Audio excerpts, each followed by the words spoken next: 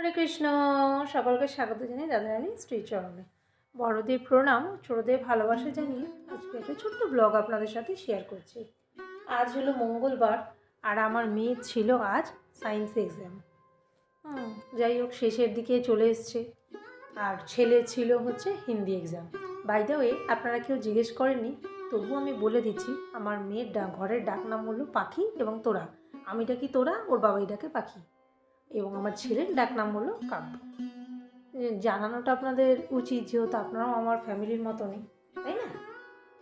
সে যাই হোক, চলুন এই ছেলে মেয়েকে তাড়াতাড়ি করে এসে হাত পা ধুয়ে আমি আগে টিফিনটা দিয়ে দিলাম। কারণ ওরা টিফিন খেয়ে দিয়ে তারপরে গিয়ে আবার পড়তে বসবে। তারপরে তাছাড়া সকালে যেহেতু ভাত খেয়ে যায়নি, তাই জন্য তাড়াতাড়ি করে এসে টিফিনটা দিয়ে দিলাম। তারপরে কাজে হাত লাগালাম। একবার যদি কাজে হাত লাগিয়ে ফেললাম, তাহলে এমন দেরি হয়ে যায়, আর সময় যে কোথা দিয়ে গড়িয়ে চলে যায় টেরই পাওয়া যায় না।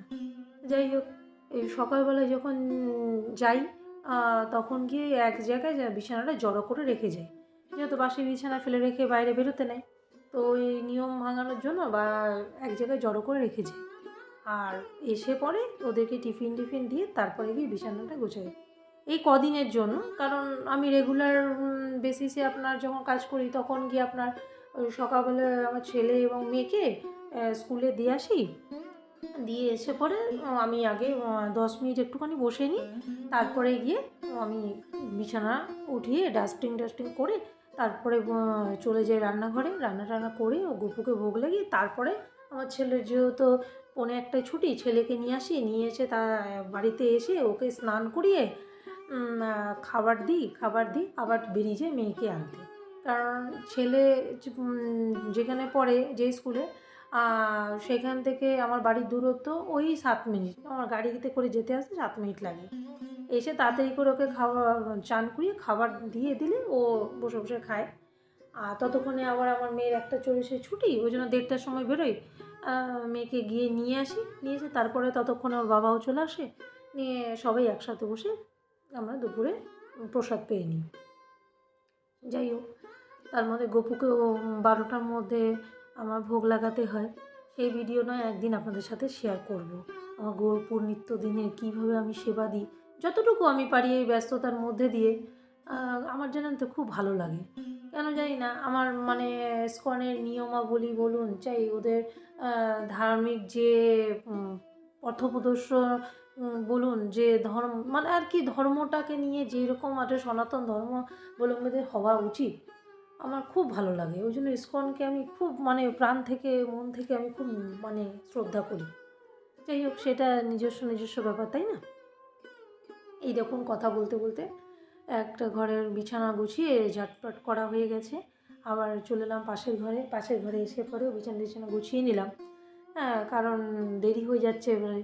কারণ এখন একটুখানি সময়টা আমার অ্যাডজাস্ট করতে পারছি না এই কটা দিন।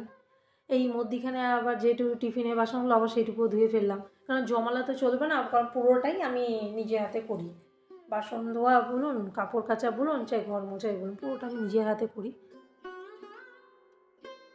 কারণটা কি জানেন? আমি কাজ করতে খুব ভালোবাসি। আমার একটুও ক্লান্তি বোধ হয় না। এই সারাদিন বাচ্চাদের স্কুলে দিয়ে আসা নিয়ে আসা, তারপরে ভগবানের সেবা, ঘরের কাজকর্ম করা, এই সমস্ত করতে আমার ভালোই লাগে। এই দেখুন, কথা বলতে বলতে সকালের মোটামুটি কাজ সেরে ফেলেছি, স্নানও হয়ে গেছে, গপুকে ভোগও লাগানো হয়ে গেছে। সেই জায়গাটা আমার দেখানো হয় নাই, পরে একদিন শেয়ার করবো আপনাদের সাথে, ঠিক আছে? এই তো কথা বলতে বলতে ঘর দুয়ার সমস্ত পরিষ্কার পরিচ্ছন্ন হয়ে গেছে। আমিও স্নান করে চলে এসেছি। গপুকেও আমার ভোগ লাগানো হয়ে গেছে। চলুন আজকে ভোগটা দর্শন করে নিই। আগেই সবাই বলুন মহাপ্রসাদে গোবিন্দে। আজকে বিশেষ কিছু করতে পারিনি, যেহেতু এখন এই তাড়াহুড়োর জন্য না আমি বেশি কিছু করতে পারছি না। এই তো সাদা অন্ন, শাক ভাজা, লেবু, ডাল, পনির আলুর সবজি, আর আপনার চাটনি করেছিলাম টমেটো কেজুর দিয়ে, আর একটু মিষ্টি। এই তো আমার ছেলেমেয়েরাও বসে গেছে, ও দুপুরবেলা স্নান করে ওদের প্রসাদ পাচ্ছে ওরা। আমার মিঠুও প্রসাদ পাচ্ছে। এবারে প্রভু আসবে, তারপরে গিয়ে আমি প্রসাদ পাবো। এই তো হলো আমার সারাদিন, কিছুটা হলো আপনাদের সাথে শেয়ার করলাম। এখন না আস্তে আস্তে ভালো লাগছে, জানেন তো। যাই হোক, আমি আর বেশি কথা বাড়াবো না। ভালো লাগছে মানে এই কথাটুকু বলবো যে আপনাদের সাথে যে আমি একটুখানি শেয়ার করতে পারছি, এইটা আমার খুব ভালো লাগছে। আপনাদেরকে আমি সবাইকে অনুরোধ করব, আমার ভিডিওগুলো যদি আপনাদের ভালো লাগে তাহলে কিন্তু অবশ্যই একটা লাইক করবেন এবং আমার চ্যানেলটাকে কিন্তু অবশ্যই সাবস্ক্রাইব করবেন, কারণ আপনাদের সাপোর্টের আমার খুব প্রয়োজন। তাই আর বেশিক্ষণ কথা না বাড়িয়ে আমি ভিডিওটা তাহলে এখানেই শেষ করলাম। দেখা হবে পরের একটি ভিডিওতে। সবাই ভালো থাকবেন, সুস্থ থাকবেন এবং সবাইকে আমি অনুরোধ করব আমার ভিডিওগুলো যদি ভালো লাগে তাহলে লাইক করবেন, শেয়ার করবেন এবং সাবস্ক্রাইব করবেন।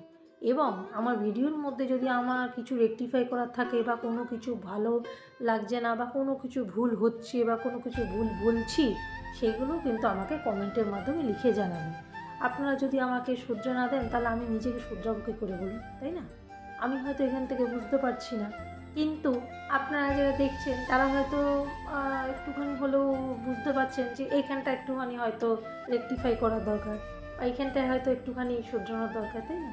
তাই বেশি কথা বলবো না, সবাইকে অনুরোধ করবো আমার যদি কোনো ভুল হয় অবশ্যই আমি আপনাদের কাছে ক্ষমা প্রার্থী।